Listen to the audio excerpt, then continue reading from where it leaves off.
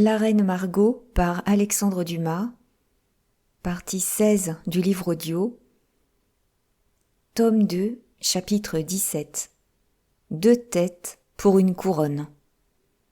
Compris, monsieur d'Alençon, de me venir voir, avait dit Charles en congédiant sa mère. Monsieur de Nancey, disposé, d'après l'invitation du roi, de n'obéir désormais qu'à lui-même, ne fit qu'un bond de chez Charles chez son frère, lui transmettant sans adoucissement aucun l'ordre qu'il venait de recevoir. Le duc d'Alençon tressaillit. En tout temps, il avait tremblé devant Charles, et à bien plus forte raison encore depuis qu'il s'était fait, en conspirant, des motifs de le craindre. Il ne se rendit pas moins près de son frère avec un empressement calculé. Charles était debout et sifflait entre ses dents un halali sur pied. En entrant, le duc d'Alençon surprit dans l'œil vitreux de Charles un de ces regards envenimés de haine qu'il connaissait si bien. « Votre Majesté m'a fait demander. Me voici, sire, dit-il. Que désire de moi votre Majesté ? Je désire vous dire, mon bon frère, que, pour récompenser cette grande amitié que vous me portez, je suis décidé à faire aujourd'hui pour vous la chose que vous désirez le plus. » Pour moi ? Oui, pour vous. Cherchez dans votre esprit quelle chose vous rêvez depuis quelque temps sans oser me la demander. Et cette chose, je vous la donne. Sire, dit François, j'en jure à mon frère, je ne désire que la continuation de la bonne santé du roi. Alors vous devez être satisfait d'Alençon. L'indisposition que j'ai éprouvée à l'époque de l'arrivée des Polonais est passée. J'ai échappé, grâce à Henriot, à un sanglier furieux qui voulait me découdre, et je me porte de façon à n'avoir rien à envier aux mieux portants de mon royaume. Vous pouviez donc, sans être mauvais frère, désirer autre chose que la continuation de ma santé, qui est excellente. Je ne désirais rien, sire. Si fait, François, reprit Charles s'impatientant. Vous désirez la couronne de Navarre, puisque vous vous êtes entendu avec Henriot et Demouy. Avec le premier, pour qu'il y renonçât, avec le second, pour qu'il vous la fît avoir. Eh bien, Henriot y renonce. Demouy m'a transmis votre demande, et cette couronne que vous ambitionnez. Eh bien, demanda d'Alençon d'une voix tremblante. Eh bien, mort diable, elle est à vous. D'Alençon pâlit affreusement, puis tout à coup, le sang appelé à son cœur, qu'il faillit briser, reflua vers les extrémités et une rougeur ardente lui brûla les joues. La faveur que lui faisait le roi le désespérait en un pareil moment. Mais, sire, reprit-il, tout en palpitant d'émotion et cherchant vainement à se remettre, je n'ai rien désiré et surtout rien demandé de pareil. C'est possible, dit le roi, car vous êtes fort discret, mon frère. Mais on a désiré, on a demandé pour vous, mon frère. Sire, je vous jure que jamais, ne jurez pas Dieu. Mais, sire, vous m'exilez donc ? Vous appelez ça un exil, François ? Peste, vous êtes difficile. Qu'espériez-vous donc de mieux ? D'Alençon se mordit les lèvres de désespoir. Ma foi, continua Charles en affectant la bonhomie, je vous croyais moins populaire, François, et surtout moins près des Huguenots. Mais ils vous demandent. Il faut bien que je m'avoue à moi-même que je me trompais. D'ailleurs, je ne pouvais rien désirer de mieux que d'avoir un homme à moi, mon frère qui m'aime et qui est incapable de me trahir, à la tête d'un parti qui depuis 30 ans nous fait la guerre. Cela va tout calmer comme par enchantement, sans compter que nous serons tous rois dans la famille. Il n'y aura que le pauvre Henriot qui ne sera rien que mon ami. Mais il n'est point ambitieux, et ce titre que personne ne réclame, il le prendra, lui. Oh, sire, vous vous trompez, ce titre, je le réclame. Ce titre, qui donc y a plus droit que moi ? Henri n'est que votre beau-frère par alliance. Moi, je suis votre frère par le sang et surtout par le cœur. Sire, je vous en supplie, gardez-moi près de vous. Non pas, François, répondit Charles. Ce serait faire votre malheur. Comment cela? Pour 1000 raisons. Mais voyez donc un peu, sire, si vous trouverez jamais un compagnon si fidèle que je le suis. Depuis mon enfance, je n'ai jamais quitté votre majesté. Je le sais bien, et quelquefois même, je vous aurais voulu voir plus loin. Que veut dire le roi? Rien, je m'entends. Oh, que vous aurez de belles chasses là-bas. François, que je vous porte envie. Savez-vous qu'on chasse l'ours dans ces diables de montagne, comme on chasse ici le sanglier? Vous allez nous entretenir tous de peaux magnifiques. Cela se chasse au poignard, vous savez. On attend l'animal, on l'excite, on l'irrite. Il marche au chasseur, et à 4 pas de lui, il se dresse sur ses pattes de derrière. C'est à ce moment-là qu'on lui enfonce l'acier dans le cœur, comme Henri a fait pour le sanglier à la dernière chasse. C'est dangereux, mais vous êtes brave, François, et ce danger sera pour vous un vrai plaisir. Ah, votre majesté redouble mes chagrins, car je ne chasserai plus avec elle. Corbeuf, tant mieux, dit le roi. Cela ne nous réussit ni à l'un ni à l'autre de chasser ensemble. Que veut dire votre majesté? Que chasser avec moi vous cause un tel plaisir et vous donne une telle émotion que vous, qui êtes l'adresse en personne, que vous qui, avec la première arquebuse venue, abattez une pie à 100 pas, vous avez, la dernière fois que nous avons chassé de compagnie avec votre arme, une arme qui vous est familière, manqué à 20 pas un gros sanglier et cassé par contre la jambe à mon meilleur cheval. Mort diable!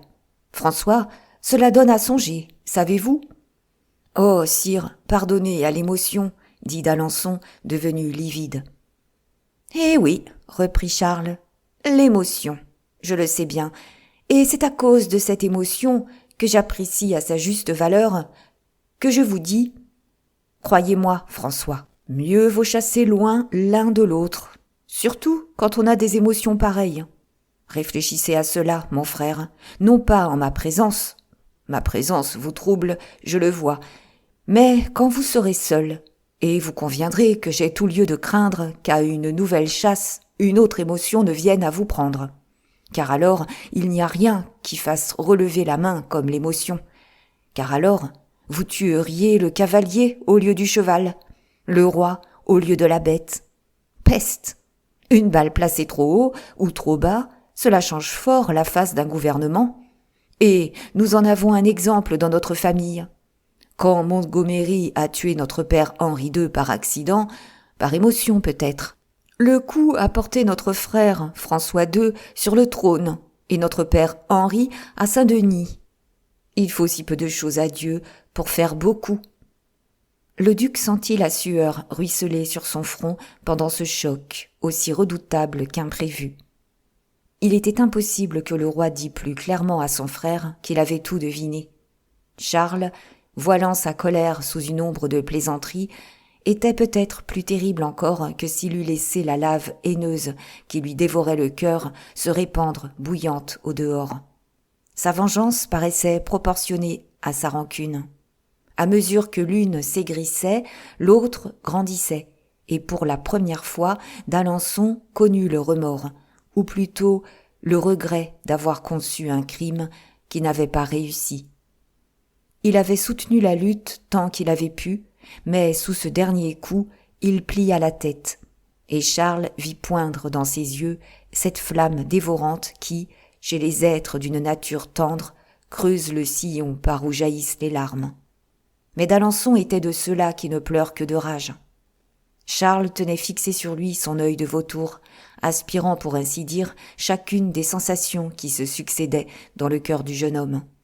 Et toutes ces sensations lui apparaissaient aussi précises, grâce à cette étude approfondie qu'il avait faite de sa famille, que si le cœur du duc eût été un livre ouvert.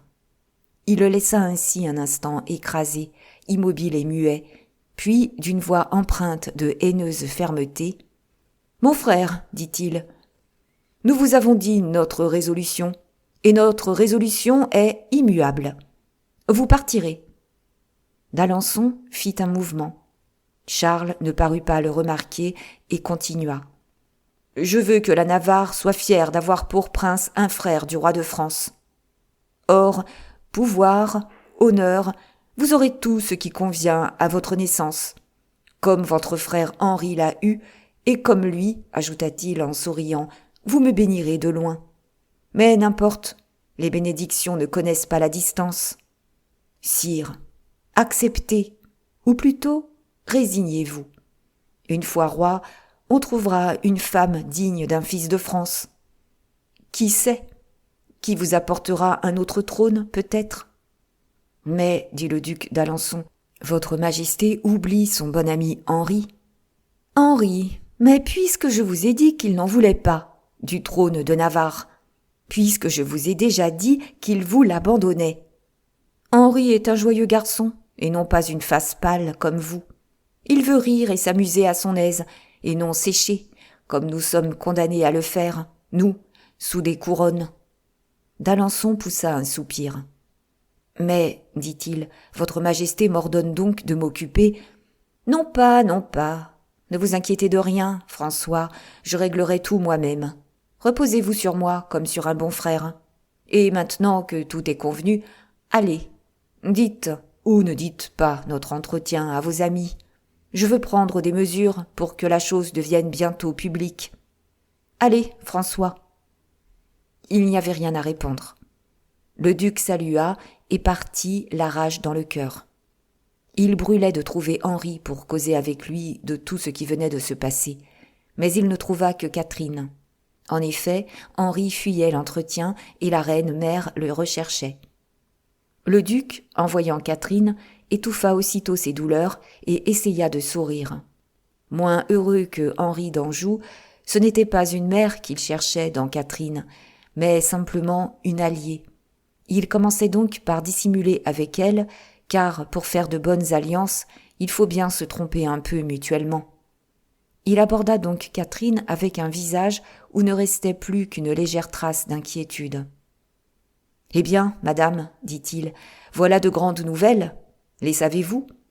Je sais qu'il s'agit de faire un roi de vous, monsieur. C'est une grande bonté de la part de mon frère, madame. N'est-ce pas ? Et je suis presque tenté de croire que je dois reporter sur vous une partie de ma reconnaissance, car enfin, si c'était vous qui lui eussiez donné le conseil de me faire don d'un trône, c'est à vous que je le devrais, quoique, j'avoue au fond, qu'il m'a fait peine de dépouiller ainsi le roi de Navarre. Vous aimez fort Henriot, mon fils, à ce qu'il paraît. Mais oui, depuis quelque temps, nous nous sommes intimement liés. Croyez-vous qu'il vous aime autant que vous l'aimez vous-même ? Je l'espère, madame. C'est édifiant, une pareille amitié, savez-vous ? Surtout entre princes. Les amitiés de cour passent pour peu solides, mon cher François. Ma mère, songez que nous sommes non seulement amis, mais encore presque frères. Catherine sourit d'un étrange sourire.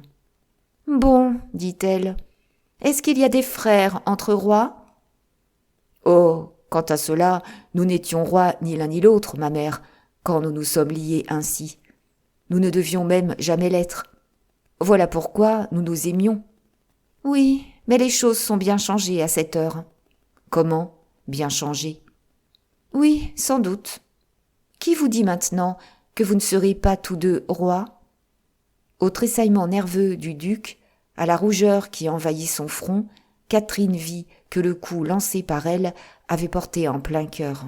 « Lui, dit-il, Henriot roi ? Et de quel royaume, ma mère ? D'un des plus magnifiques de la chrétienté, mon fils. »« Ah, ma mère, dit d'Alençon en pâlissant, que dites-vous donc là ? Ce qu'une bonne mère doit dire à son fils, ce à quoi vous avez plus d'une fois songé, François. »« Moi, dit le duc, je n'ai songé à rien, madame, je vous jure. »« Je veux bien vous croire, car votre ami, car votre frère Henri, comme vous l'appelez, est sous sa franchise apparente un seigneur fort habile et fort rusé qui garde ses secrets mieux que vous ne gardez les vôtres, François. Par exemple, vous a-t-il jamais dit que de Mouy fut son homme d'affaires ? » Et en disant ces mots, Catherine plongea son regard comme un stylet dans l'âme de François. Mais celui-ci n'avait qu'une vertu, ou plutôt qu'un vice, la dissimulation. Il supporta donc parfaitement le regard. « De Mouy » dit-il avec surprise, et comme si ce nom était prononcé pour la première fois devant lui en pareille circonstance. « Oui, le huguenot de Mouy de Saint-Phal. Celui-là même qui a failli tuer M. de Maurevel, et qui, clandestinement et en courant la France et la capitale sous des habits différents, intrigue et lève une armée pour soutenir votre frère Henri contre votre famille. » Catherine, qui ignorait que sous ce rapport son fils François en sut autant et même plus qu'elle, se leva sur ces mots, s'apprêtant à faire une majestueuse sortie. François la retint. « Ma mère, dit-il, encore un mot, s'il vous plaît.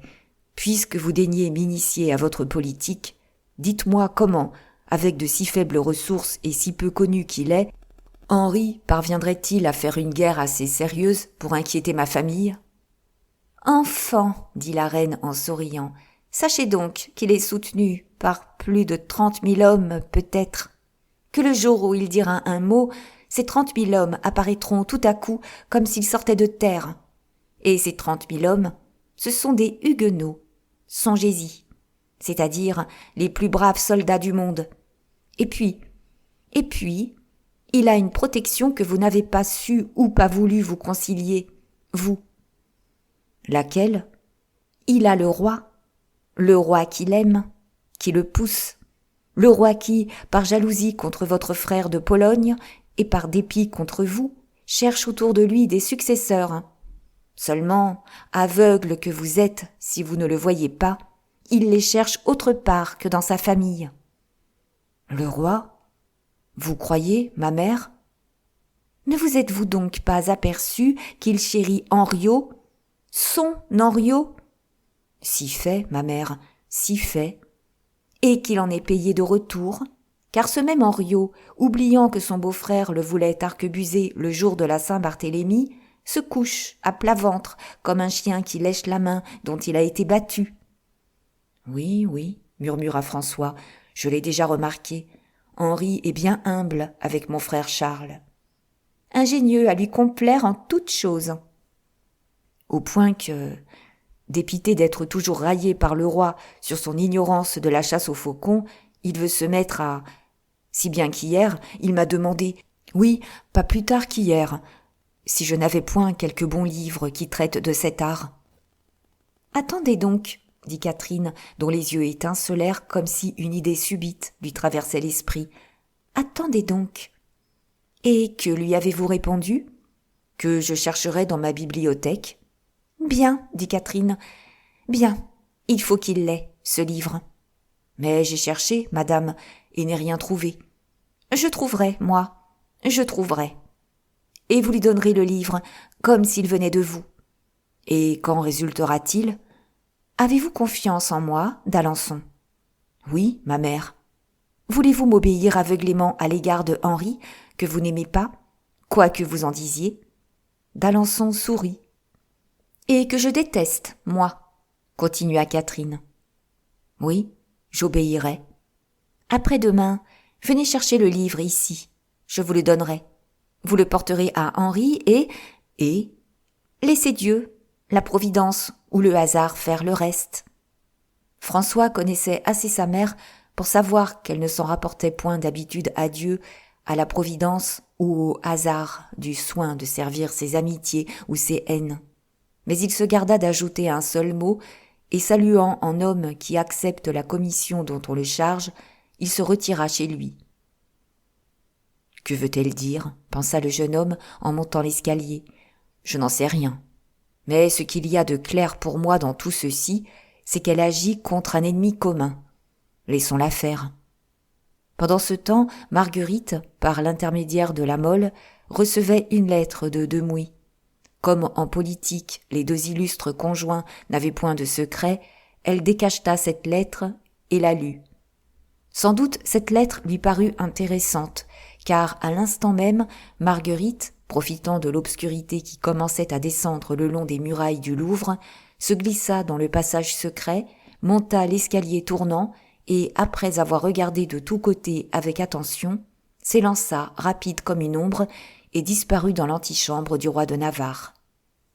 Cette antichambre n'était plus gardée par personne depuis la disparition d'Orton.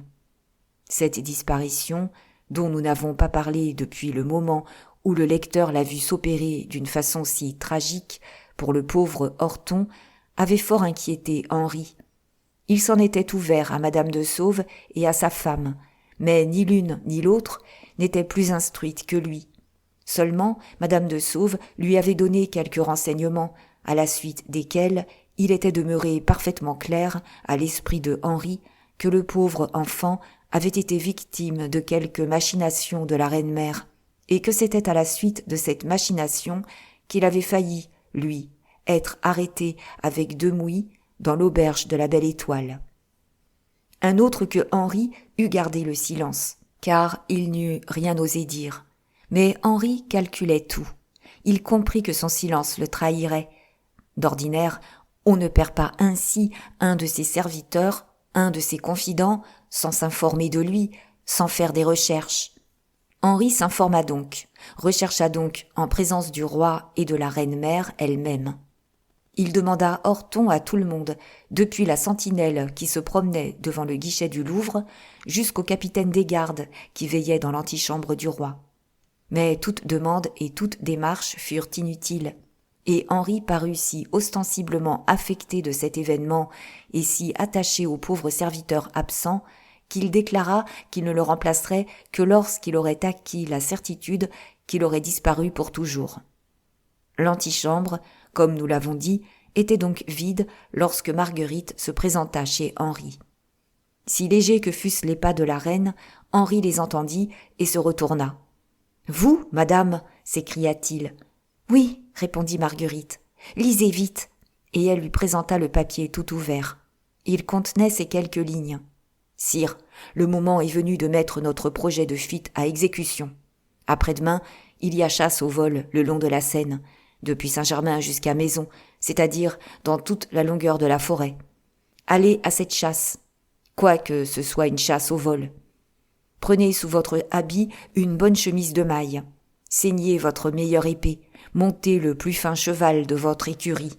Vers midi, c'est-à-dire au plus fort de la chasse, et quand le roi sera lancé à la suite du faucon, dérobez-vous seul si vous venez seul, avec la reine de Navarre si la reine vous suit. 50 des nôtres seront cachés au pavillon de François Ier, dont nous avons la clé. Tout le monde ignorera qu'ils y sont, car ils y seront venus de nuit et les jalousies en seront fermées. Vous passerez par l'allée des Violettes, au bout de laquelle je veillerai. À droite de cette allée, dans une petite clairière, seront messieurs de la Mole et Coconas, avec 2 chevaux de main. Ces chevaux frais seront destinés à remplacer le vôtre et celui de Sa Majesté la Reine de Navarre, si par hasard ils étaient fatigués. Adieu, sire. Soyez prêts, nous le serons. Vous le serez, dit Marguerite, prononçant après 1600 ans les mêmes paroles que César avait prononcées sur les bords du Rubicon. Soit, madame, répondit Henri, ce n'est pas moi qui vous démentirai. Allons, sire, devenez un héros, ce n'est pas difficile. Vous n'avez qu'à suivre votre route. Et faites-moi un beau trône, dit la fille de Henri II. Un imperceptible sourire effleura la lèvre fine du Béarnais. Il baisa la main de Marguerite et sortit le premier pour explorer le passage tout en fredonnant le refrain d'une vieille chanson. S'il qui mieux bâtit la muraille n'entra point dedans le château. La précaution n'était pas mauvaise. Au moment où il ouvrait la porte de sa chambre à coucher, le duc d'Alençon ouvrait celle de son antichambre. Il fit de la main un signe à Marguerite, puis tout haut « Ah, c'est vous, mon frère, dit-il, soyez le bienvenu. » Au signe de son mari, la reine avait tout compris et s'était jetée dans un cabinet de toilette, devant la porte duquel pendait une énorme tapisserie. Le duc d'Alençon entra d'un pas craintif en regardant tout autour de lui. « Sommes-nous seuls, mon frère ?» demanda-t-il à demi-voix. « Parfaitement seuls. Qu'y a-t-il donc ? Vous paraissez tout bouleversé. »« Il y a que nous sommes découverts, Henri. »« Comment découverts ? » ?»« Oui, Demouy a été arrêté. »« Je le sais. »« Eh bien, Demouy a tout dit au roi. Qu'a-t-il dit? Il a dit que je désirais le trône de Navarre et que je conspirais pour l'obtenir. Ah, Pécaïr, dit Henri, de sorte que vous voilà compromis, mon pauvre frère. Comment alors n'êtes-vous pas encore arrêté? Je n'en sais rien moi-même. Le roi m'a raillé en faisant semblant de m'offrir le trône de Navarre. Il espérait sans doute me tirer un aveu du cœur. Mais je n'ai rien dit. Et vous avez bien fait. Ventre saint gris, dit le Béarnais. Tenons ferme. Notre vie à tous deux en dépend. Oui, reprit François, le cas est épineux. Voici pourquoi je suis venu demander votre avis, mon frère. Que croyez-vous que je doive faire? Fuir ou rester? Vous avez vu le roi, puisque c'est à vous qu'il a parlé. Oui, sans doute. Eh bien, vous avez dû lire dans sa pensée. Suivez votre inspiration. J'aimerais mieux rester, répondit François. Si maître qu'il fût de lui-même, Henri laissa échapper un mouvement de joie. Si imperceptible que fût ce mouvement, François le surprit au passage. « Restez, alors, dit Henri. « Mais vous ?»« Dame, répondit Henri, si vous restez, je n'ai aucun motif pour m'en aller, moi. Je ne partais que pour vous suivre, par dévouement, pour ne pas quitter un frère que j'aime. Ainsi, dit d'Alençon, c'en est fait de tous nos plans. Vous vous abandonnez sans lutte au premier entraînement de la mauvaise fortune. Moi, dit Henri, je ne regarde pas comme une mauvaise fortune de demeurer ici. Grâce à mon caractère insoucieux, je me trouve bien partout. Eh bien, soit, dit d'Alençon, n'en parlons plus. Seulement, si vous prenez quelque résolution nouvelle, faites-la moi savoir.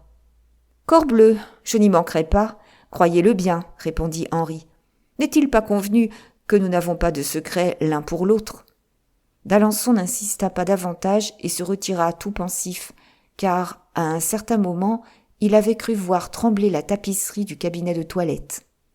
En effet, à peine d'Alençon était-il sorti que cette tapisserie se souleva et que Marguerite reparut. « Que pensez-vous de cette visite ?» demanda Henri. « Qu'il y a quelque chose de nouveau et d'important. »« Et que croyez-vous qu'il y ait ?»« Je n'en sais rien encore, mais je le saurai. »« En attendant ?»« En attendant, ne manquez pas de venir chez moi demain soir. »« Je n'aurai garde d'y manquer, madame, » dit Henri en baisant galamment la main de sa femme. Et avec les mêmes précautions qu'elle en était sortie, Marguerite rentra chez elle. Chapitre 18. Le livre de vénerie. 36 heures s'étaient écoulées depuis les événements que nous venons de raconter. Le jour commençait à paraître, mais tout était déjà éveillé au Louvre, comme c'était l'habitude les jours de chasse, lorsque le duc d'Alençon se rendit chez la reine-mère selon l'invitation qu'il en avait reçue. La reine-mère n'était point dans sa chambre à coucher, mais elle avait ordonné qu'on le fît attendre s'il venait. Au bout de quelques instants, elle sortit d'un cabinet secret où personne n'entrait qu'elle, et où elle se retirait pour faire ses opérations chimiques. Soit par la porte entr'ouverte, soit attachée à ses vêtements, entra en même temps que la reine-mère l'odeur pénétrante d'un âcre parfum, et, par l'ouverture de la porte, d'Alençon remarqua une vapeur épaisse, comme celle d'un aromate brûlé, qui flottait en blanc nuage dans ce laboratoire que quittait la reine.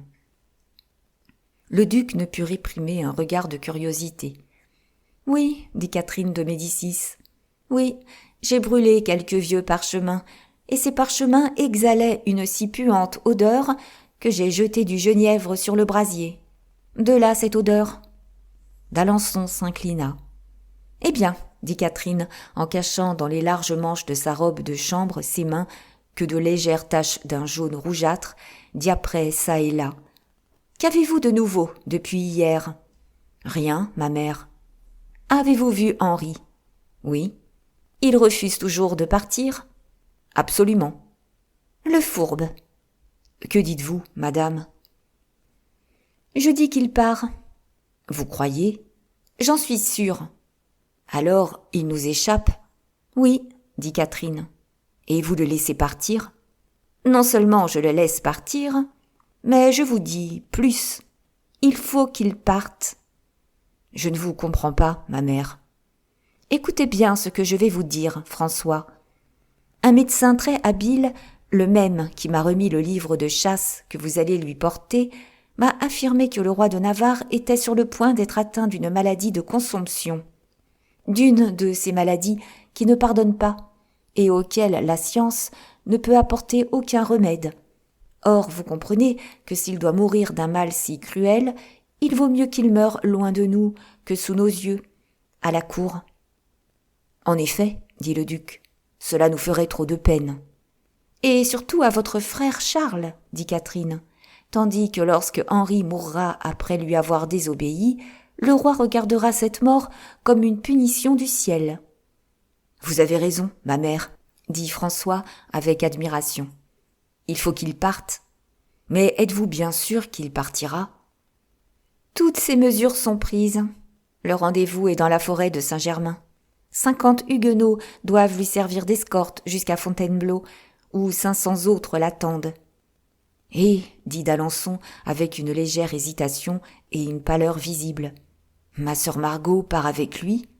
Oui, répondit Catherine, c'est convenu. Mais, Henri mort, Margot revient à la cour, veuve et libre. Et Henri mourra, madame, vous en êtes certaine? Le médecin qui m'a remis le livre en question me l'a assuré, du moins. Et ce livre, où est-il, madame?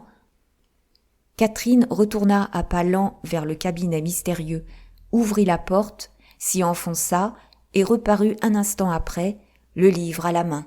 « Le voici, dit-elle. » D'Alençon regarda le livre que lui présentait sa mère avec une certaine terreur. « Qu'est-ce que ce livre, madame ?» demanda en frissonnant le duc. « Je vous l'ai déjà dit, mon fils. C'est un travail sur l'art d'élever et de dresser faucons, tiercelets et gerfauts, fait par un fort savant homme, par le seigneur Castruccio Castracani, tyran de Lucques. Et que dois-je en faire? Mais le porter chez votre bon ami Henriot, qui vous l'a demandé, à ce que vous m'avez dit, lui ou quelque autre pareil, pour s'instruire dans la science de la volerie. Comme il chasse au vol aujourd'hui avec le roi, il ne manquera pas d'en lire quelques pages, afin de prouver au roi qu'il suit ses conseils en prenant des leçons. Le tout est de le remettre à lui-même. « Oh, je n'oserais pas, » dit d'Alençon en frissonnant. « Pourquoi ?» dit Catherine. « C'est un livre comme un autre, excepté qu'il a été si longtemps renfermé que les pages sont collées les unes aux autres. N'essayez donc pas de les lire, vous, François, car on ne peut les lire qu'en mouillant son doigt et en poussant les pages feuille à feuille, ce qui prend beaucoup de temps et donne beaucoup de peine. Si bien qu'il n'y a qu'un homme qui a le grand désir de s'instruire, qui puisse perdre ce temps et prendre cette peine, dit d'Alençon. Justement, mon fils, vous comprenez. Oh, dit d'Alençon, voici déjà Henriot dans la cour. Donnez, madame, donnez. Je vais profiter de son absence pour porter ce livre chez lui. À son retour, il le trouvera. J'aimerais mieux que vous le lui donnassiez à lui-même, François, ce serait plus sûr. Je vous ai déjà dit que je n'oserais point, madame, reprit le duc. Allez donc. Mais au moins, posez-le dans un endroit bien apparent. Ouvert? Y a-t-il inconvénient à ce qu'il soit ouvert? Non. Donnez, alors. D'Alençon prit d'une main tremblante le livre que, d'une main ferme, Catherine étendait vers lui. « Prenez, prenez, dit Catherine, il n'y a pas de danger, puisque j'y touche. D'ailleurs, vous avez des gants. » Cette précaution ne suffit pas pour d'Alençon, qui enveloppa le livre dans son manteau. « Hâtez-vous, dit Catherine, hâtez-vous. D'un moment à l'autre, Henri peut remonter. »« Vous avez raison, madame, j'y vais. » Et le duc sortit tout chancelant d'émotion. Nous avons introduit plusieurs fois déjà le lecteur dans l'appartement du roi de Navarre, et nous l'avons fait assister aux séances qui s'y sont passées, joyeuses ou terribles, selon que souriait ou menaçait le génie protecteur du futur roi de France. Mais jamais, peut-être, les murs souillés de sang par le meurtre, arrosés de vin par l'orgie, embaumés de parfums par l'amour, jamais ce coin du Louvre, enfin, n'avait vu apparaître un visage plus pâle que celui du duc d'Alençon ouvrant, son livre à la main, la porte de la chambre à coucher du roi de Navarre. Et cependant, comme s'y attendait le duc, personne n'était dans cette chambre pour interroger d'un œil curieux ou inquiet l'action qu'il allait commettre. Les premiers rayons du jour éclairaient l'appartement parfaitement vide. À la muraille pendait toute prête cette épée que M. de Mouy avait conseillé à Henri d'emporter. Quelques chaînons d'une ceinture de mailles étaient épars sur le parquet. Une bourse honnêtement arrondie et un petit poignard étaient posés sur un meuble, et des cendres, légères et flottantes encore, dans la cheminée, jointes à ces autres indices, disaient clairement à d'Alençon que le roi de Navarre avait endossé une chemise de maille, demandé de l'argent à son trésorier et brûlé des papiers compromettants.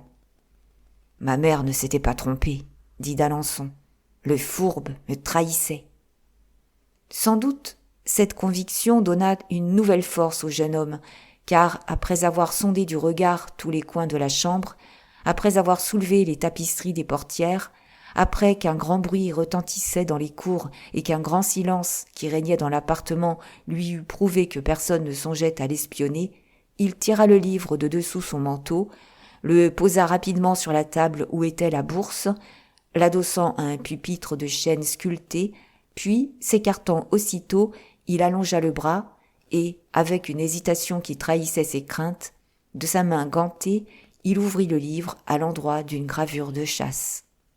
Le livre ouvert, d'Alençon fit aussitôt 3 pas en arrière, et retirant son gant, il le jeta dans le brasier encore ardent qui venait de dévorer les lettres. La peau souple cria sur les charbons, se tordit et s'étala comme le cadavre d'un large reptile, puis ne laissa bientôt plus qu'un résidu noir et crispé. D'Alençon demeura jusqu'à ce que la flamme eût entièrement dévoré le gant, puis il roula le manteau qui avait enveloppé le livre, le jeta sous son bras et regagna vivement sa chambre. Comme il y entrait, le cœur tout palpitant, il entendit des pas dans l'escalier tournant, et, ne doutant plus que ce fût Henri qui rentrait, il referma vivement sa porte. Puis il s'élança vers la fenêtre, mais de la fenêtre on n'apercevait qu'une portion de la cour du Louvre. Henri n'était point dans cette portion de la cour, et sa conviction s'en affermit que c'était lui qui venait de rentrer. Le duc s'assit, ouvrit un livre et essaya de lire. C'était une histoire de France depuis Pharamond jusqu'à Henri II, et pour laquelle, quelques jours après son avènement au trône, il avait donné privilège. Mais l'esprit du duc n'était point là, la fièvre de l'attente brûlait ses artères. Les battements de ses tempes retentissaient jusqu'au fond de son cerveau. Comme on voit dans un rêve ou dans une extase magnétique, il semblait à François qu'il voyait à travers les murailles. Son regard plongeait dans la chambre de Henri, malgré le triple obstacle qui le séparait de lui.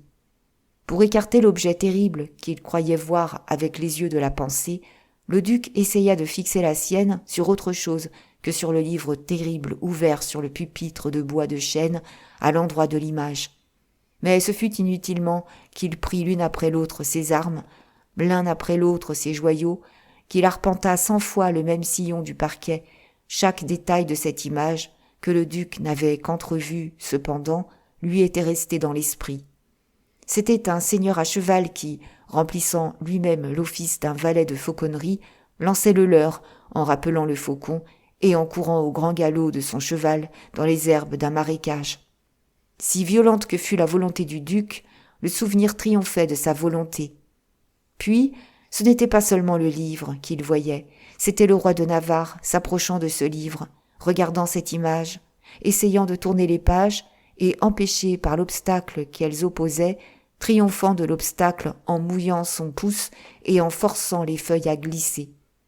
Et à cette vue, toute fictive et toute fantastique qu'elle était, d'Alençon, chancelant, était forcé de s'appuyer d'une main à un meuble, tandis que de l'autre, il couvrait ses yeux comme si, les yeux couverts, il ne voyait pas encore mieux le spectacle qu'il voulait fuir. Ce spectacle était sa propre pensée. Tout à coup, d'Alençon vit Henri qui traversait la cour. Celui-ci s'arrêta quelques instants devant des hommes qui entassaient sur 2 mules des provisions de chasse qui n'étaient autres que de l'argent et des effets de voyage. Puis, ses ordres donnés, il coupa diagonalement la cour et s'achemina visiblement vers la porte d'entrée. d'Alençon était immobile à sa place. Ce n'était donc pas Henri qui était monté par l'escalier secret. Toutes ces angoisses qu'il éprouvait depuis un quart d'heure, il les avait donc éprouvées inutilement. Ce qu'il croyait fini, ou près de finir, était donc à recommencer. d'Alençon ouvrit la porte de sa chambre, puis, tout en la tenant fermée, il alla écouter à celle du corridor. Cette fois, il n'y avait pas à se tromper. C'était bien Henri. d'Alençon reconnut son pas et jusqu'au bruit particulier de la molette de ses éperons. La porte de l'appartement de Henri s'ouvrit et se referma. d'Alençon rentra chez lui et tomba dans un fauteuil. « Bon, se dit-il, voici ce qui se passe à cette heure. Il a traversé l'antichambre, la première pièce, puis il est parvenu jusqu'à la chambre à coucher. Arrivé là, il aura cherché des yeux son épée, puis sa bourse, puis son poignard, puis enfin il aura trouvé le livre tout ouvert sur son dressoir. « Quel est ce livre ?» se sera-t-il demandé. « Qui m'a apporté ce livre ?» Puis il se sera rapproché, aura vu cette gravure représentant un cavalier rappelant son faucon, puis il aura voulu lire, puis il aura essayé de tourner les feuilles. Une sueur froide passa sur le front de François. « Va-t-il appeler ?» dit-il. « Est-ce un poison d'un effet soudain ? Non, non, sans doute, puisque ma mère a dit qu'il devait mourir lentement de consomption. » Cette pensée le rassura un peu.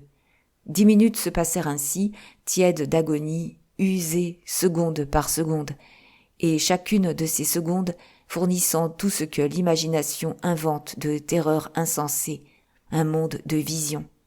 d'Alençon n'y put tenir davantage. Il se leva, traversa son antichambre, qui commençait à se remplir de gentilshommes. « Salut, messieurs, dit-il, je descends chez le roi. » Et pour tromper sa dévorante inquiétude, pour préparer un alibi peut-être, d'Alençon descendit effectivement chez son frère. Pourquoi descendait-il ? Il l'ignorait. Qu'avait-il à lui dire ? Rien. Ce n'était point Charles qu'il cherchait, c'était Henri qu'il fuyait. Il prit le petit escalier tournant et trouva la porte du roi entr'ouverte. Les gardes laissèrent entrer le duc sans mettre aucun empêchement à son passage.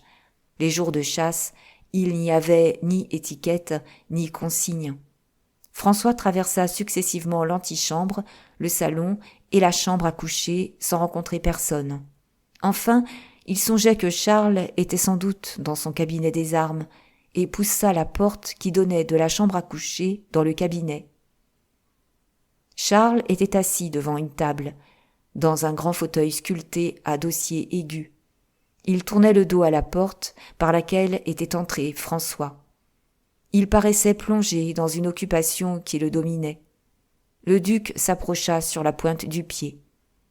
Charles lisait. « Pardieu !» s'écria-t-il tout à coup. « Voilà un livre admirable. J'en avais bien entendu parler, mais je n'avais pas cru qu'il existât en France. » d'Alençon tendit l'oreille et fit un pas encore. « Maudite feuille !» dit le roi en portant son pouce à ses lèvres et en pesant sur le livre pour séparer la page qu'il avait lue de celle qu'il voulait lire. « On dirait qu'on en a collé les feuillets pour dérober au regard des hommes les merveilles qu'ils renferment. » d'Alençon fit un bond en avant. Ce livre, sur lequel Charles était courbé, était celui qu'il avait déposé chez Henri. Un cri sourd lui échappa. « Ah, c'est vous, d'Alençon, dit Charles. Soyez le bienvenu et venez voir le plus beau livre de vénerie qui soit jamais sorti de la plume d'un homme. » Le premier mouvement de d'Alençon fut d'arracher le livre des mains de son frère, mais une pensée infernale le cloua à sa place. Un sourire effrayant passa sur ses lèvres blêmies. Il passa la main sur ses yeux comme un homme ébloui. Puis, revenant un peu à lui, mais sans faire un pas en avant ni en arrière, « Sire, demanda d'Alençon, comment donc ce livre se trouve-t-il dans les mains de votre majesté ? » « Rien de plus simple. Ce matin, je suis monté chez Henriot pour voir s'il était prêt. Il n'était déjà plus chez lui. Sans doute il courait les chenils et les écuries. Mais à sa place, J'ai trouvé ce trésor que j'ai descendu ici pour le lire tout à mon aise. » Et le roi porta encore une fois son pouce à ses lèvres, et une fois encore fit tourner la page rebelle. « Sire, » balbutia d'Alençon, dont les cheveux se hérissèrent, et qui se sentit saisir par tout le corps d'une angoisse terrible. « Sire, je venais pour vous dire… »« Laissez-moi achever ce chapitre, François, » dit Charles, « et ensuite vous me direz tout ce que vous voudrez. Voilà 50 pages que je lis, c'est-à-dire que je dévore. » « Il a goûté 25 fois le poison, » pensa François. « Mon frère est mort. » Alors il pensa qu'il y avait un Dieu au ciel qui n'était peut-être point le hasard. François essuya de sa main tremblante la froide rosée qui dégouttait sur son front et attendit silencieux, comme le lui avait ordonné son frère, que le chapitre fût achevé. Chapitre 19. La chasse au vol. Charles lisait toujours. Dans sa curiosité, il dévorait les pages. Et chaque page, nous l'avons dit, soit à cause de l'humidité à laquelle elles avaient été longtemps exposées, soit pour tout autre motif, adhérait à la page suivante. D'Alençon considérait d'un œil hagard ce terrible spectacle dont il entrevoyait seul le dénouement. « Oh » murmura-t-il, « que va-t-il donc se passer ici ? Comment ? Je partirai, je m'exilerai, j'irai chercher un trône imaginaire, tandis que Henri, à la première nouvelle de la maladie de Charles, deviendrait, dans quelque ville forte, à 20 lieues de la capitale, guettant cette proie que le hasard nous livre, et pourrait d'une seule enjambée être dans la capitale, de sorte qu'avant que le roi de Pologne eût seulement appris la nouvelle de la mort de mon frère, la dynastie serait déjà changée. C'est impossible. » C'étaient ces pensées qui avaient dominé le premier sentiment d'horreur involontaire qui poussait François à arrêter Charles. C'était cette fatalité persévérante qui semblait garder Henri et poursuivre les Valois, contre laquelle le duc allait encore essayer une fois de réagir. En un instant, tout son plan venait de changer à l'égard de Henri. C'était Charles et non Henri qui avait lu le livre empoisonné. Henri devait partir, mais partir condamné. Du moment où la fatalité venait de le sauver encore une fois, il fallait que Henri restât, car Henri était moins à craindre prisonnier à Vincennes ou à la Bastille que le roi de Navarre à la tête de 30 000 hommes. Le duc d'Alençon laissa donc Charles achever son chapitre, et lorsque le roi releva la tête, « Mon frère, lui dit-il, j'ai attendu parce que votre majesté l'a ordonné, mais c'était à mon grand regret, parce que j'avais des choses de la plus haute importance à vous dire. »« Ah, au diable !» dit Charles, dont les joues pâles s'empourpraient peu à peu, soit qu'il eût mis une trop grande ardeur à sa lecture, soit que le poison commençât à agir. « Au diable ! Si tu viens encore me parler de la même chose, tu partiras comme est parti le roi de Pologne. Je me suis débarrassé de lui. Je me débarrasserai de toi, et plus un mot là-dessus. » « Aussi, mon frère, dit François, ce n'est point de mon départ que je veux vous entretenir, mais de celui d'un autre. Votre majesté m'a atteint dans mon sentiment le plus profond et le plus délicat, qui est mon dévouement pour elle comme frère, ma fidélité comme sujet, et je tiens à lui prouver que je ne suis pas un traître, moi. »« Allons, dit Charles en s'accoudant sur le livre, en croisant ses jambes l'une sur l'autre, et en regardant d'Alençon en homme qui fait contre ses habitudes provision de patience. « Allons, quelque bruit nouveau, quelque accusation matinale ? » ?»« Non, sire, une certitude, un complot que ma ridicule délicatesse m'avait seule empêché de vous révéler. »« Un complot, dit Charles. Voyons le complot. »« Sire, dit François, tandis que votre majesté chassera au vol près de la rivière, et dans la plaine du Vésinet, le roi de Navarre gagnera la forêt de Saint-Germain. Une troupe d'amis l'attend dans cette forêt, et il doit fuir avec eux. »« Ah, je le savais bien, dit Charles. Encore une bonne calomnie contre mon pauvre Henriot. Ah ça, en finirez-vous avec lui ? Votre majesté n'aura pas besoin d'attendre longtemps, au moins pour s'assurer si ce que j'ai l'honneur de lui dire est ou non une calomnie. Et comment cela ? Parce que ce soir, notre beau-frère sera parti. » Charles se leva. « Écoutez, dit-il, Je veux bien, une dernière fois encore, avoir l'air de croire à vos intentions. Mais je vous en avertis, toi et ta mère, cette fois, c'est la dernière. » Puis, haussant la voix, « Qu'on appelle le roi de Navarre, » ajouta-t-il. Un garde fit un mouvement pour obéir, mais François l'arrêta d'un signe. « Mauvais moyen, mon frère, dit-il. De cette façon, vous n'apprendrez rien. Henri n'ira, donnera un signal, ses complices seront avertis et disparaîtront. Puis, ma mère et moi, nous serons accusés non seulement d'être des visionnaires, mais encore des calomniateurs. » « Que demandez-vous donc alors ? » ?»« Qu'au nom de notre fraternité, votre majesté m'écoute, qu'au nom de mon dévouement qu'elle va reconnaître, elle ne brusque rien. Faites en sorte, sire, que le véritable coupable, que celui qui depuis 2 ans trahit d'intention votre majesté, en attendant qu'il la trahisse de fait, soit enfin reconnu coupable par une preuve infaillible et puni comme il le mérite. » Charles ne répondit rien. Il alla à une fenêtre et l'ouvrit. Le sang envahissait son cerveau. Enfin, se retournant vivement. « Eh bien, dit-il, que feriez-vous ?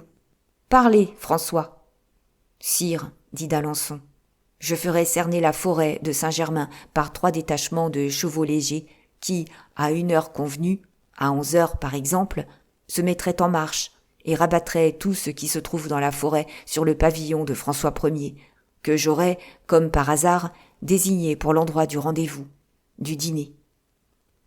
Puis, quand, tout en ayant l'air de suivre mon faucon, je verrai Henri s'éloigner, je piquerai au rendez-vous où il se trouvera pris avec ses complices. « L'idée est bonne, » dit le roi, « qu'on fasse venir mon capitaine des gardes. » D'Alençon tira de son pourpoint un sifflet d'argent pendu à une chaîne d'or et siffla. De Nancey parut. Charles alla à lui et lui donna ses ordres à voix basse. Pendant ce temps, son grand lévrier Actéon avait saisi une proie qu'il roulait par la chambre et qu'il déchirait à belles dents avec 1000 bonds folâtres. Charles se retourna et poussa un juron terrible.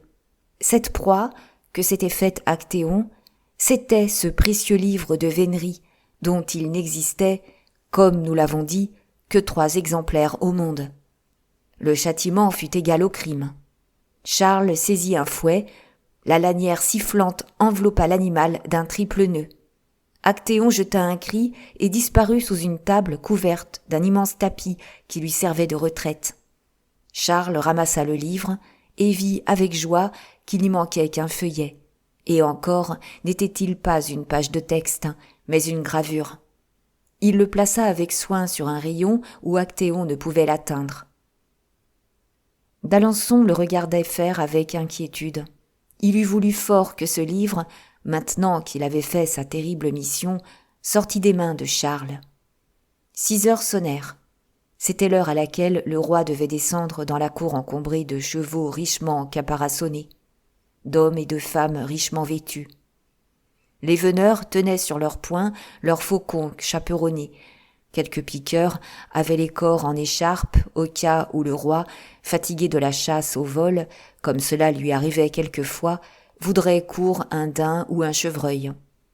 Le roi descendit, et, en descendant, ferma la porte de son cabinet des armes. D'Alençon suivait chacun de ses mouvements d'un ardent regard et lui vit mettre la clé dans sa poche. En descendant l'escalier, il s'arrêta, porta la main à son front. Les jambes du duc d'Alençon tremblaient non moins que celles du roi. « En effet, balbutia-t-il, il me semble que le temps est à l'orage. »« À l'orage ?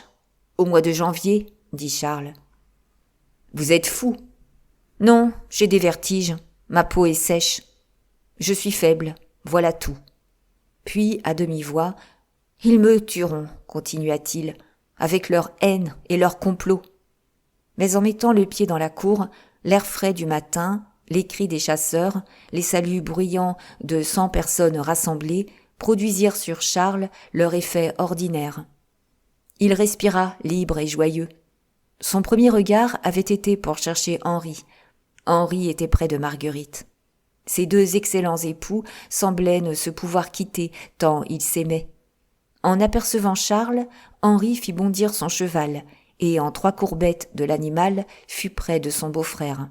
« Ah ah, dit Charles, vous êtes monté en coureur de daims, Henriot. Vous savez cependant que c'est une chasse au vol que nous faisons aujourd'hui. » Puis, sans attendre la réponse, « Partons, messieurs, partons. »« Il faut que nous soyons en chasse à 9 heures, » dit le roi, le sourcil froncé et avec une intonation de voix presque menaçante. Catherine regardait tout cela par une fenêtre du Louvre. Un rideau soulevé donnait passage à sa tête pâle et voilée. Tout le corps vêtu de noir disparaissait dans la pénombre. Sur l'ordre de Charles, toute cette foule dorée, brodée, parfumée, le roi en tête, s'allongea pour passer à travers les guichets du Louvre et roula comme une avalanche sur la route de Saint-Germain au milieu des cris du peuple qui saluait le jeune roi, soucieux et pensif, sur son cheval plus blanc que la neige. « Que vous a-t-il dit » demanda Marguerite à Henri. « Il m'a félicité sur la finesse de mon cheval. »« Voilà tout ?»« Voilà tout. »« Il sait quelque chose, alors. »« J'en ai peur. »« Soyons prudents. » Henri éclaira son visage d'un de ces fins sourires qui lui étaient habituels et qui voulaient dire, pour Marguerite surtout, « Soyez tranquille, mamie. » Quant à Catherine, à peine tout ce cortège avait-il quitté la cour du Louvre qu'elle avait laissé retomber son rideau, mais elle n'avait point laissé échapper une chose. C'était la pâleur de Henri. C'étaient ses tressaillements nerveux. C'étaient ses conférences à voix basse avec Marguerite. Henri était pâle parce que, n'ayant pas le courage sanguin, son sang, dans toutes les circonstances où sa vie était mise en jeu, au lieu de lui monter au cerveau, comme il arrive ordinairement, lui refluait au cœur. Il éprouvait des tressaillements nerveux parce que la façon dont l'avait reçu Charles, si différente de l'accueil habituel qu'il lui faisait, l'avait vivement impressionné. Enfin, il avait conféré avec Marguerite, parce que, ainsi que nous le savons, le mari et la femme avaient fait, sous le rapport de la politique, une alliance offensive et défensive. Mais Catherine avait interprété les choses tout autrement. « Cette fois, murmura-t-elle, avec son sourire florentin, je crois qu'il en tient, ce cher Henriot. » Puis, pour s'assurer du fait, après avoir attendu un quart d'heure pour donner le temps à toute la chasse de quitter Paris, elle sortit de son appartement, suivit le corridor, monta le petit escalier tournant et, à l'aide de sa double clé, ouvrit l'appartement du roi de Navarre. Mais ce fut inutilement que partout cet appartement, elle chercha le livre. Ce fut inutilement que partout son regard ardent passa des tables aux dressoirs, des dressoirs aux rayons, des rayons aux armoires. Nulle part elle n'aperçut le livre qu'elle cherchait. « D'Alençon l'aura déjà enlevé, dit-elle. C'est prudent. » Et elle descendit chez elle, presque certaine, cette fois, que son projet avait réussi. Cependant, le roi poursuivait sa route vers Saint-Germain, où il arriva après 1h30 de course rapide. On ne monta même pas au vieux château, qui s'élevait sombre et majestueux au milieu des maisons éparses sur la montagne. On traversa le pont de bois situé à cette époque en face de l'arbre qu'aujourd'hui encore on appelle le chêne de Sully. Puis on fit signe aux barques pavoisées qui suivaient la chasse, pour donner la facilité au roi et aux gens de sa suite de traverser la rivière et de se mettre en mouvement. À l'instant même, toute cette joyeuse jeunesse, animée d'intérêts si divers, se mit en marche. Le roi en tête, sur cette magnifique prairie qui pend du sommet boisé de Saint-Germain et qui prit soudain l'aspect d'une grande tapisserie à personnages diaprés de 1000 couleurs et dont la rivière écumante sur sa rive simulait la frange argentée. En avant du roi, toujours sur son cheval blanc et tenant son faucon favori au poing, marchaient les valets de vénerie vêtus de justaucorps verts et chaussés de grosses bottes, qui, maintenant de la voix, une demi-douzaine de chiens griffons, battaient les roseaux qui garnissaient la rivière. En ce moment, le soleil, caché jusque-là derrière les nuages, sortit tout à coup du sombre océan où il s'était plongé. Un rayon de soleil éclaira de sa lumière tout cet or, tous ces joyaux, tous ces yeux ardents, et de toute cette lumière, il faisait un torrent de feu. Alors, et comme s'il n'eût attendu que ce moment pour qu'un beau soleil éclairât sa défaite, un héron s'éleva du sein des roseaux en poussant un cri prolongé et plaintif. « Oh! Oh! » cria Charles en déchaperonnant son faucon et en le lançant après le fugitif. « Oh! Oh » crièrent toutes les voix pour encourager l'oiseau. Le faucon, un instant ébloui par la lumière, tourna sur lui-même, décrivant un cercle sans avancer ni reculer. Puis, tout à coup, il aperçut le héron et prit son vol sur lui à tire-d'aile. Cependant, le héron, qui s'était, en oiseau prudent, levé à plus de 100 pas des valets de vénerie, avait, pendant que le roi déchaperonnait son faucon et que celui-ci s'était habitué à la lumière, gagné de l'espace ou plutôt de la hauteur. Il en résulta que lorsque son ennemi l'aperçut, il était déjà à plus de 500 pieds de hauteur et qu'ayant trouvé dans les zones élevées l'air nécessaire à ses puissantes ailes, il montait rapidement. « Oh! Oh! Bec de fer !» cria Charles, encourageant son faucon. « Prouve-nous que tu es de race !»« Oh! Oh !» Comme s'il eût entendu cet encouragement, le noble animal partit, semblable à une flèche, parcourant une ligne diagonale qui devait aboutir à la ligne verticale qu'adoptait le héron, lequel montait toujours, comme s'il eût voulu disparaître dans l'éther. « Ah! Double couard !» cria Charles, comme si le fugitif eût pu l'entendre, en mettant son cheval au galop et en suivant la chasse autant qu'il était en lui. La tête renversée en arrière pour ne pas perdre un instant de vue les deux oiseaux. « Ah! Double couard! Tu fuis! Mon bec de fer est de race! Attends, attends! Oh! Bec de fer! Oh !» En effet, la lutte fut curieuse. Les deux oiseaux se rapprochaient l'un de l'autre, ou plutôt le faucon se rapprochait du héron. La seule question était de savoir lequel, dans cette première attaque, conserverait le dessus. La peur eut de meilleures ailes que le courage. Le faucon, emporté par son vol, passa sous le ventre du héron qu'il eût dû dominer. Le héron profita de sa supériorité et lui allongea un coup de son long bec. Le faucon, frappé comme d'un coup de poignard, fit 3 tours sur lui-même, comme étourdi, et un instant, on dut croire qu'il allait redescendre. Mais, comme un guerrier blessé qui se relève plus terrible, il jeta une espèce de cri aigu et menaçant et reprit son vol sur le héron. Le héron avait profité de son avantage et, changeant la direction de son vol, il avait fait un coude vers la forêt, essayant cette fois de gagner de l'espace et d'échapper par la distance au lieu d'échapper par la hauteur. Mais le faucon était un animal de noble race qui avait un coup d'œil de gerfaut. Il répéta la même manœuvre, piqua diagonalement sur le héron, qui jeta 2 ou 3 cris de détresse et essaya de monter perpendiculairement comme il l'avait fait une première fois. Au bout de quelques secondes de cette noble lutte, les 2 oiseaux semblèrent sur le point de disparaître dans les nuages. Le héron n'était pas plus gros qu'une alouette, et le faucon semblait un point noir qui, à chaque instant, devenait plus imperceptible. Charles ni la cour ne suivaient plus les 2 oiseaux. Chacun était demeuré à sa place, les yeux fixés sur le fugitif et sur le poursuivant. « Bravo! Bravo, bec de fer !» cria tout à coup Charles. « Voyez, voyez, messieurs, il a le dessus. Oh! Oh !»« Ma foi, j'avoue que je ne vois plus ni l'un ni l'autre, » dit Henri. « Ni moi non plus, » dit Marguerite. « Oui, mais si tu ne les vois plus, Henriot, tu peux les entendre encore, » dit Charles. « Le héron, du moins. Entends-tu? Entends-tu?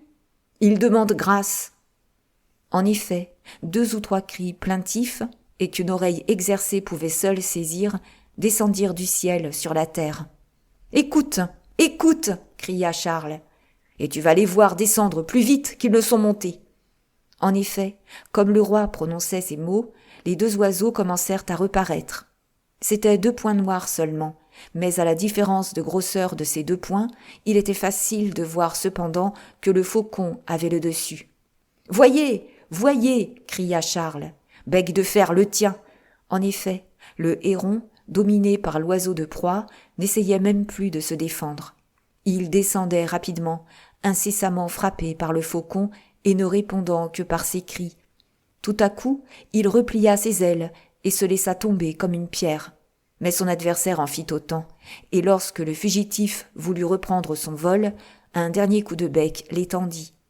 Il continua sa chute en tournoyant sur lui-même, et, au moment où il touchait la terre, le faucon s'abattit sur lui, poussant un cri de victoire qui couvrit le cri de défaite du vaincu. « Au faucon ! Au faucon !» cria Charles, et il lança son cheval au galop dans la direction de l'endroit où les deux oiseaux s'étaient abattus. Mais, tout à coup, il arrêta court sa monture, jeta un cri lui-même, lâcha la bride et s'accrocha d'une main à la crinière de son cheval, tandis que de son autre main, il saisit son estomac comme s'il eût voulu déchirer ses entrailles. À ce cri, tous les courtisans accoururent. « Ce n'est rien, dit Charles, le visage enflammé et l'œil hagard. « Mais il vient de me sembler qu'on me passait un fer rouge à travers l'estomac. Allons, ce n'est rien. » Et Charles remit son cheval au galop. D'Alençon pâlit. « Qu'y a-t-il donc encore de nouveau ?» demanda Henri à Marguerite. « Je n'en sais rien, » répondit celle-ci. « Mais avez-vous vu ? Mon frère était pourpre. »« Ce n'est pas, cependant, son habitude, » dit Henri. Les courtisans s'entre-regardèrent étonnés et suivirent le roi. On arriva à l'endroit où les deux oiseaux s'étaient abattus. Le faucon rongeait déjà la cervelle du héron. En arrivant, Charles sauta à bas de son cheval pour voir le combat de plus près. Mais, en touchant la terre, il fut obligé de se tenir à la selle. La terre tournait sous lui. Il éprouva une violente envie de dormir. « Mon frère, s'écria Marguerite. « Qu'avez-vous ?»« J'ai, dit Charles, j'ai ce que dut avoir Porcie quand elle eut avalé ses charbons ardents. J'ai que je brûle, et qu'il me semble que mon haleine est de flamme. » En même temps, Charles poussa son souffle au dehors et parut étonné de ne pas voir sortir du feu de ses lèvres. Cependant, on avait repris et rechaperonné le faucon et tout le monde s'était rassemblé autour de Charles. « Eh bien, que veut dire cela ? Corps du Christ ? Ce n'est rien. Ou si c'est quelque chose, c'est le soleil qui me casse la tête et me crève les yeux. Allons, en chasse, messieurs. Voici toute une compagnie de halbrans. Lâchez tout, corps bœuf. Nous allons nous amuser. » On déchaperonna en effet, et on lâcha à l'instant même 5 ou 6 faucons qui s'élancèrent dans la direction du gibier, tandis que toute la chasse, le roi en tête, regagnait les bords de la rivière. « Eh bien, que dites-vous, madame ?» demanda Henri à Marguerite. « Que le moment est bon, » dit Marguerite, « et que si le roi ne se retourne pas, nous pouvons d'ici gagner la forêt facilement. » Henri appela le valet de vénerie qui portait le héron. Et tandis que l'avalanche bruyante et dorée roulait le long du talus qui fait aujourd'hui la terrasse, il resta seul en arrière, comme s'il examinait le cadavre du vaincu. Merci d'avoir écouté. À demain pour un nouveau chapitre. N'oubliez pas de vous abonner pour ne manquer aucun épisode. Si vous souhaitez promouvoir cette chaîne, vous pouvez aussi liker, mettre un commentaire et partager.